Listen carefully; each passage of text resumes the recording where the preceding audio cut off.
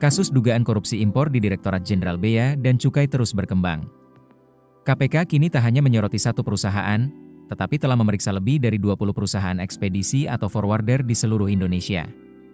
Apakah praktik suap dalam impor barang ternyata jauh lebih luas dari yang selama ini terungkap? Komisi Pemberantasan Korupsi atau KPK terus memperluas penyelidikan kasus dugaan korupsi importasi barang di lingkungan Direktorat Jenderal Bea dan Cukai Kementerian Keuangan.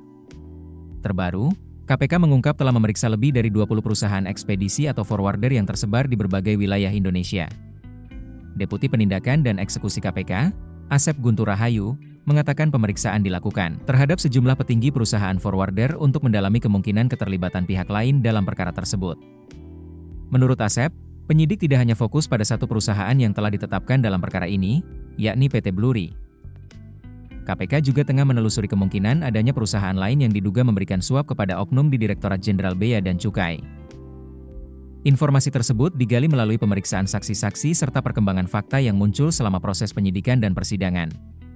Sebelumnya, KPK juga melakukan penggeledahan dan penyitaan terhadap sebuah kontainer di Pelabuhan Tanjung Emas, Semarang.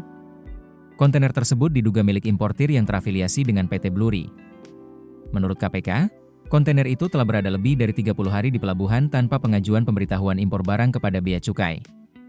Dari hasil pemeriksaan awal, kontainer tersebut diketahui berisi spare part kendaraan yang termasuk kategori barang dengan pembatasan atau pengawasan khusus dalam proses impor. KPK menyatakan akan mengklarifikasi berbagai pihak terkait, mulai dari perusahaan importir, forwarder, hingga pejabat di Direktorat Jenderal Bea dan Cukai. Dalam kasus ini, KPK sebelumnya telah menetapkan sejumlah tersangka dari unsur pejabat Bea Cukai maupun pihak swasta. Mereka diantaranya pejabat Direktorat Jenderal Bea dan Cukai serta jajaran PT Bluri yang diduga terlibat dalam pengaturan jalur impor barang. Menurut KPK, dugaan praktik korupsi bermula dari adanya kesepakatan antara pihak perusahaan dan sejumlah oknum Bea Cukai untuk mengatur proses masuknya barang impor ke Indonesia. Tujuannya agar barang-barang yang diimpor dapat melewati proses pemeriksaan dengan lebih mudah. KPK juga mengungkap bahwa perusahaan tersebut diduga menginginkan barang impor yang masuk ke Indonesia tidak diperiksa secara ketat saat melewati kawasan kepabeanan. Penyidik menduga pemufakatan itu telah berlangsung sejak Oktober 2025. Kasus ini kini menjadi perhatian karena menyangkut sistem pengawasan impor yang berperan penting dalam menjaga penerimaan negara dan pengendalian barang yang masuk ke Indonesia. Dengan pemeriksaan terhadap lebih dari 20 forwarder, KPK mengindikasikan bahwa penyelidikan masih terus berkembang dan kemungkinan akan mengungkap fakta-fakta baru dalam perkara ini.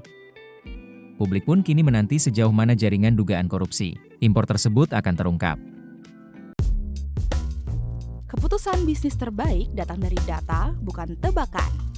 Mudah berlangganan Business Insight dengan subscribe with Google.